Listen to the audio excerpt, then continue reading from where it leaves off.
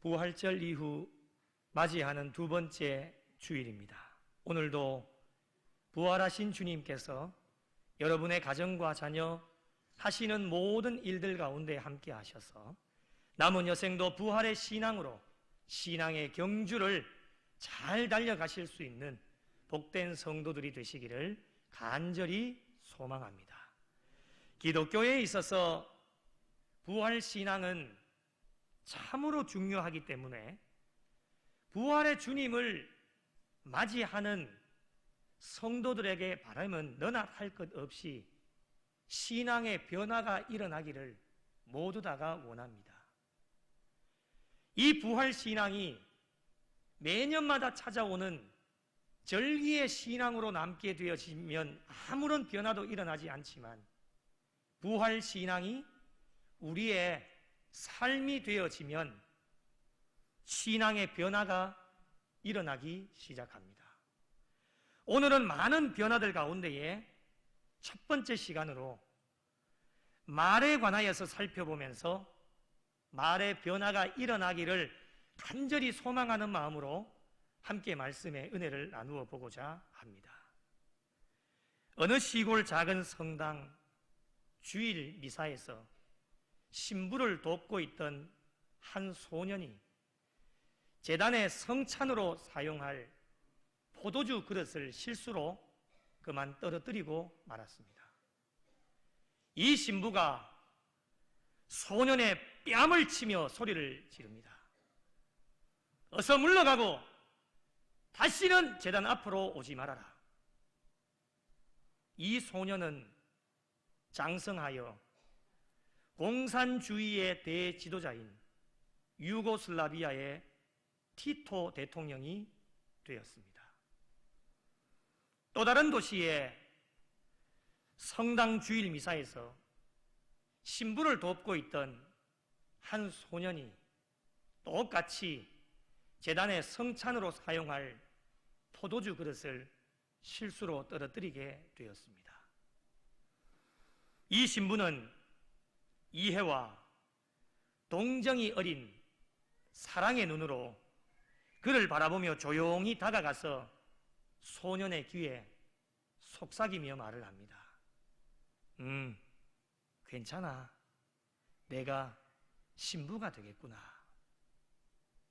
이 소년은 장성하여 미국 가톨릭 대주교인 훌톤 쉰이 되었습니다. 똑같은 상황에 어떠한 말을 하느냐에 따라서 극과 극의 반응이 나타나게 되어집니다.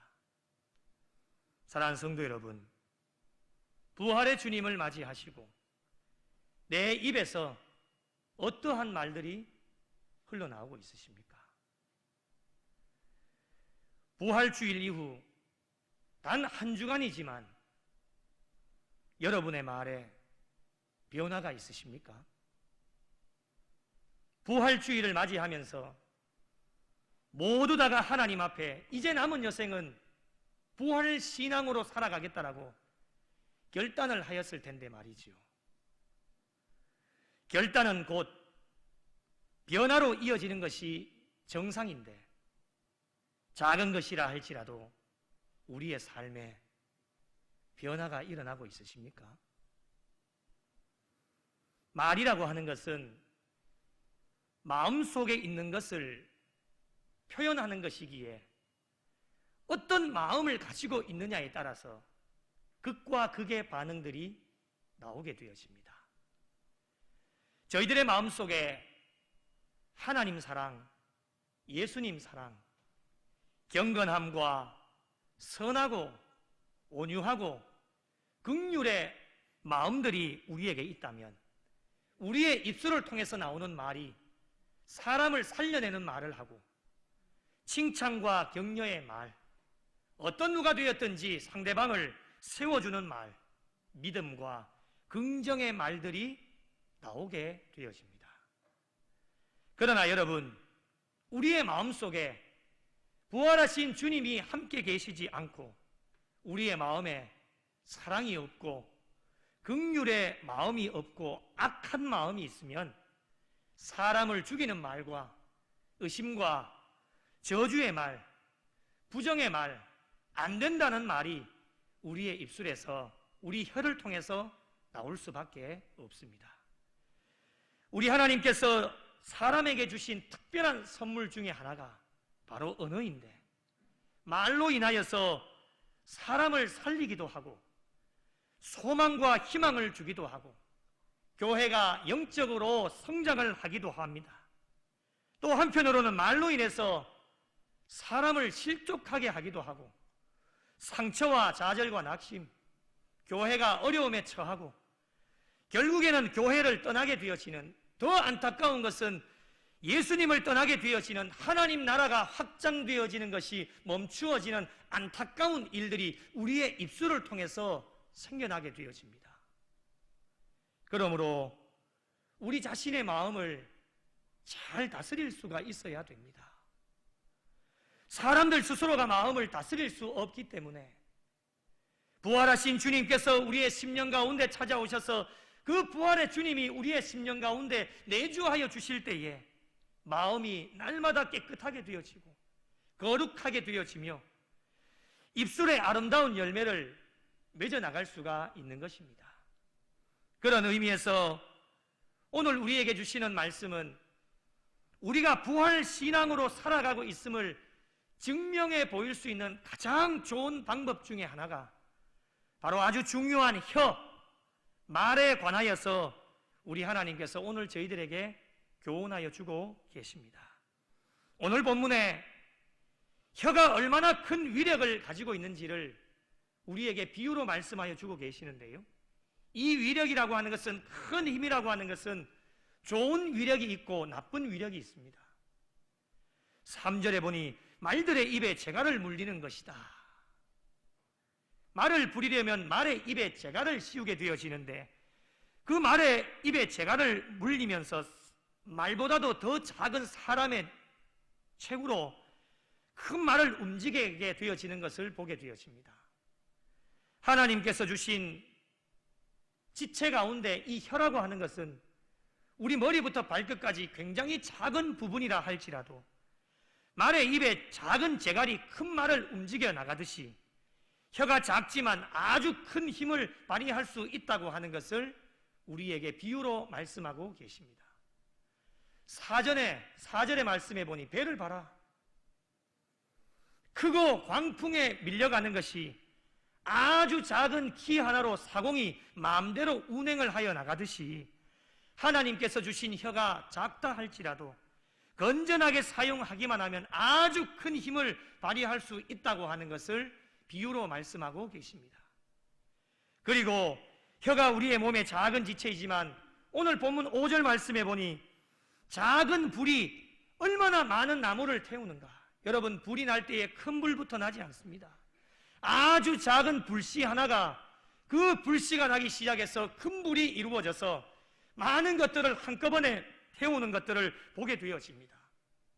우리의 혀가 작은 지체이지만 하나님께서 주신 이 혀를 건전하게 잘 사용하기만 하면 놀라운 엄청난 일을 할 수 있다고 하는 것을 우리에게 비유로 말씀하고 계십니다. 하지만 여러분, 하나님께서 주신 작은 혀도 잘못 사용하게 되어지면, 건전하게 사용하지 못하면 엄청나게 큰 일들이 우리에게 일어나고 있음을 말씀을 통해 우리에게 권면해 주시는데요, 6절에 보니 온몸을 더럽게 하는 것이 혀입니다. 우리의 머리부터 발끝까지 우리의 이 작은 혀, 말 한마디가 우리의 온몸 전체를 다 더럽게 한다는 거예요. 그리고 삶의 수레바퀴, 삶의 수레바퀴라고 하는 것은 삶의 전 영역을 말합니다. 교회 안에서의 신앙의 삶뿐만 아니고 이 세상 가운데 예배를 마치면 우리를 내보내실 텐데 이 세상 가운데서도 우리에게 주어진 모든 영역, 삶의 전 영역을 불사르게 되어지는데 그 사르는 것이 어디서 나오느냐? 지옥불에서 나온다고 말씀합니다. 혀가 작지만 엄청난 위력과 파괴력을 가지고 있기 때문에 도덕적으로나 영적으로 인생을 완전히 불태워버리는 것이 혀라고 하는 것을 우리에게 강조해 주고 계십니다. 또한 작은 혀도 잘못 사용하게 되어지면 어떻게 되느냐? 8절 말씀해 보니 쉬지 아니하는 악이요 죽이는 독이 가득한 것이 혀라고 우리에게 경고해 주고 있습니다. 그렇기 때문에 우리의 몸의 한 지체인 이 혀라고 하는 것을 잘 다스릴 수 있어야 됩니다. 그러나 여러분, 오늘 말씀은 우리에게 분명하게 말씀하시는 것이 무엇입니까? 혀는 능히 길들일 사람이 없다. 혀는 능히 길들일 사람이 없다. 저와 여러분 모두가 포함이 되어집니다.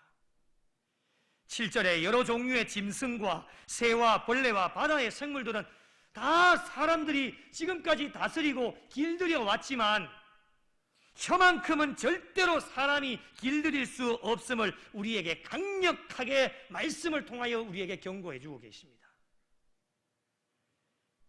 저희들의 혀를 길들이실 수 있으신 분은 오직 한 분밖에는 없습니다. 하나님밖에는 없습니다. 우리의 혀를 길들일 수 있는 방법은 하나님의 은혜밖에는 없습니다. 그래서 여러분, 부활의 주님을 우리의 심령 가운데 모시고 사는 것이 얼마나 중요한 것인지, 하나님의 은혜를 날마다 사모하면서 살아가는 것이 얼마나 중요하고, 오직 하나님 한 분만 바라보며 달려가면서 나아가는 그 신앙의 모습이 우리의 신앙의 삶에는 얼마나 중요한 것인지를 말씀을 통하여서 우리에게 깨닫게 하십니다. 이 세상의 어떠한 방법으로도 우리의 혀를 길들일 수 있는 방법이 없기 때문에 오직 하나님, 그리고 오직 은혜만이 우리의 혀를 길들일 수 있다라고 말씀을 통해 우리에게 강력하게 권면하고 계십니다. 사랑하는 성도 여러분, 하나님께서 원하시는 대로 혀를 건전하게 잘 사용할 수만 있다라면 얼마나 좋겠습니까? 모두의 바람 아니겠습니까?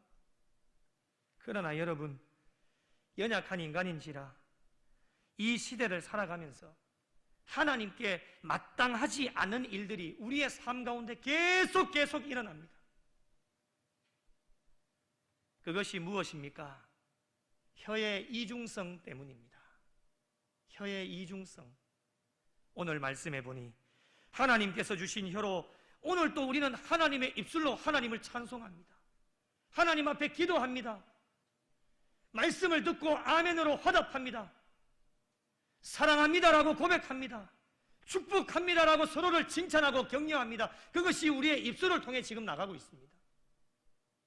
또 한편으로는 혀의 이중성이라고 말씀을 드렸죠. 우리의 입술로 하나님의 형상대로 지음을 받은 사람을 저주합니다.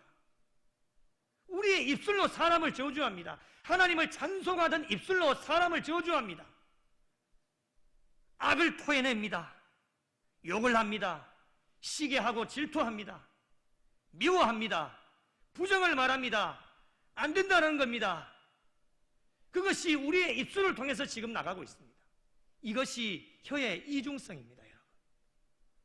오늘 말씀에 이것이 마땅하지 않다라고 분명하게 우리에게 말씀을 하고 있습니다. 새 번역에 보니 이렇게 번역합니다. 이렇게 해서는 안 됩니다. 이렇게 해서는 안 됩니다. 여기 서 있는 조인호 목사의 말이 아닙니다. 하나님께서 이렇게 해서는 안 됩니다 하고 구미 영락교회를 섬기는 사랑하는 형제 자매 여러분, 이렇게 해서는 안 됩니다 하고 주님이 말씀하시는 거예요. 제가 여러분에게 드리는 말씀이 아니에요. 오늘 말씀을 통해서 하나님께 이런 행위를 하면 안 된다라고 주님께서 탄식하는 마음으로, 성령님이 탄식하는 마음으로 여러분에게 강구하고 계시는 거예요. 지금까지 여러분의 삶이 어떠했다 할지라도, 지금까지 우리의 입술에서 어떠한 것을 쏟아낸다 할지라도 이제 거기까지 끝이고 오늘부터는, 앞으로는 이렇게 해서는 안 됩니다라고 하는 것을 강력하게 우리에게 말씀하고 있습니다. 11절에 샘이 한 구멍에서 어찌 단물과 쓴물을 내겠느냐, 성도의 입을 샘에 비유하고 있습니다. 12절에 어찌 무화과 나무가 감람 열매를, 포도나무가 무화과를 맺겠느냐, 이와 같이 짠물이 단물을 내지 못한다라고 분명하게 우리에게 말씀해 주셨습니다. 나무의 원둥지가 참 중요합니다. 그 나무 자체가 무화과 나무이면 무화과 열매를 맺을 수밖에 없습니다. 그 나무의 원둥지가 포도나무면 포도 열매를 맺을 수밖에 없습니다.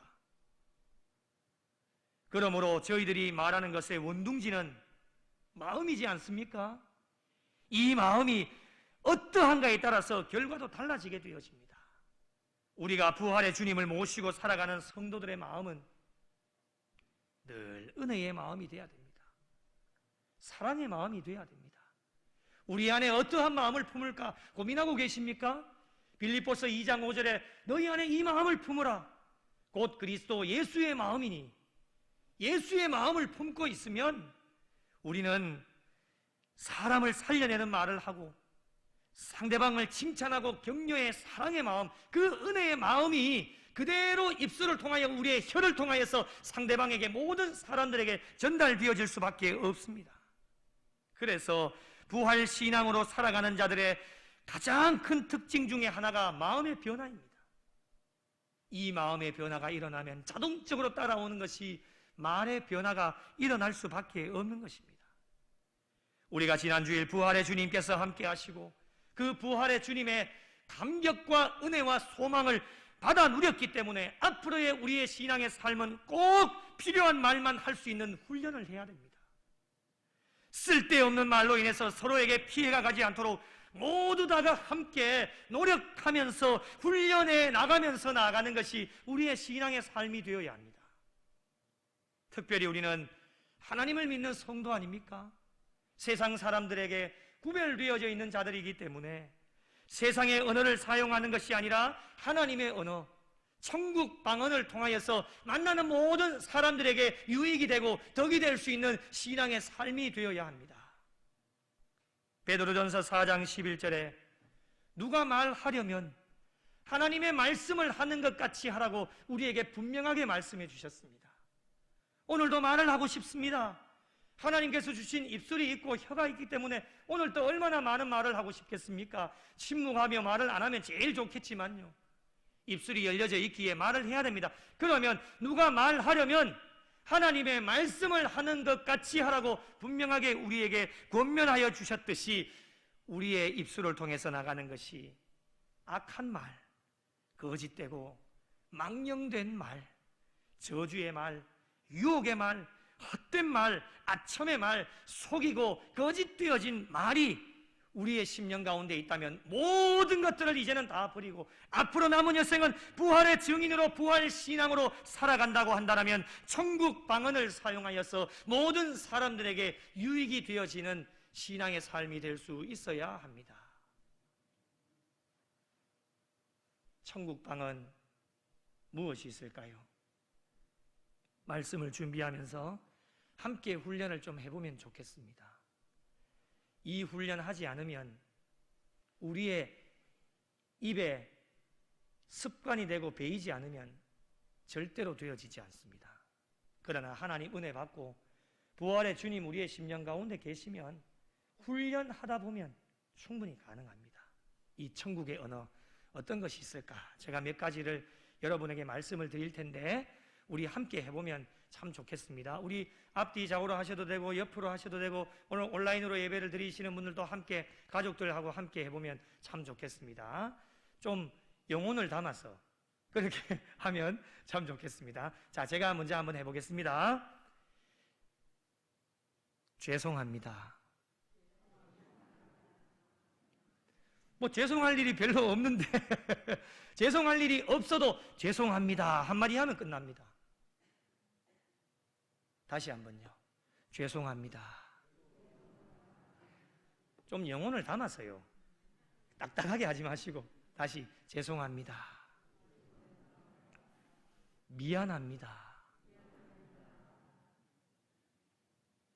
제 탓입니다. 남이 잘못해도 제 탓입니다 하면 끝납니다. 세상 사람들은 그렇게 하지 않잖아요. 다 손가락질하고 너 때문이다, 너 때문이다, 너 때문이다. 여러분 손가락질 한번 해봐요. 이해하고 해보십시오. 너 때문이다. 이 사람에게로 행하는 건 하나지만 자기에게로 행하는 건 세 가지입니다. 자기에게로 행하는 건 세 가지예요. 그러니 내 탓입니다. 남 탓 돌릴 필요가 없습니다. 다시 한번요. 제 탓입니다. 그럴 수도 있지요. 요거 액센트를 잘해야 됩니다. 그럴 수도 있지요.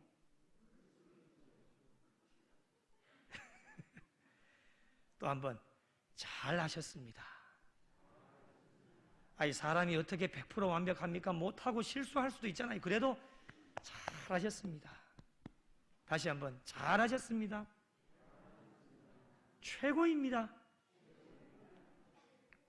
감사합니다. 사랑합니다. 이 외에도 천국방은 천국의 언어들이 너무너무 많이 있습니다. 우리가 부활의 주님을 모시고 살아가고 부활 신앙으로 살아가고 있다면 하나님께서 주신 우리의 혀와 입술을 통해서 과연 어떠한 말이 나가야 될 것인지는 이제 우리의 주어진 몫이고 선택입니다. 부활의 주님 모시고 살아간다면 더 설명드릴 필요가 없습니다. 세상의 언어를 사용하는 것이 아니라 단 한마디의 말을 할 때에도 천국 언어, 하나님께서 기뻐하시는 언어로 작은 말이라 할지라도 상대방에게 던져드릴 때 그것이 큰 위력이 있고 파괴력이 있어서 엄청나게 놀라운 변화의 역사가 일어나게 되어진다고 하는 것입니다.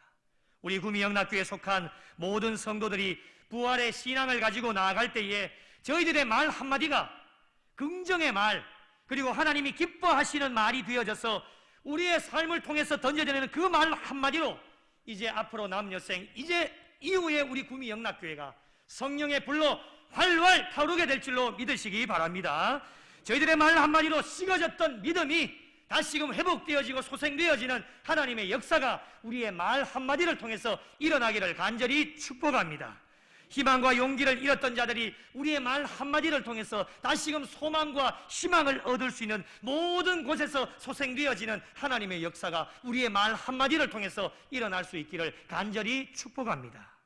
앞으로도 부활 신앙을 가진 자로 하나님께서 주신 혀로 하나님께서 원하시는 대로 건전하게 잘 사용하셔서 정말 우리의 말 한마디를 통해 이제 우리 구미영락교회와 모든 성도들이 부흥과 성령의 새바람을 일으킬 수 있는 그 말 한마디를 통해서 하나님께서 주신 혀로 하나님을 찬송하고 남을 살려내는 혀와 입술, 많은 사람들에게 희망과 소망을 줄 수 있는 혀와 입술이 되어져서 남은 여생도 하나님께 영광 돌리고 하나님 앞에 기쁨이 되실 수 있는 복된 성도들이 다 되시기를 예수님의 이름으로 축원합니다.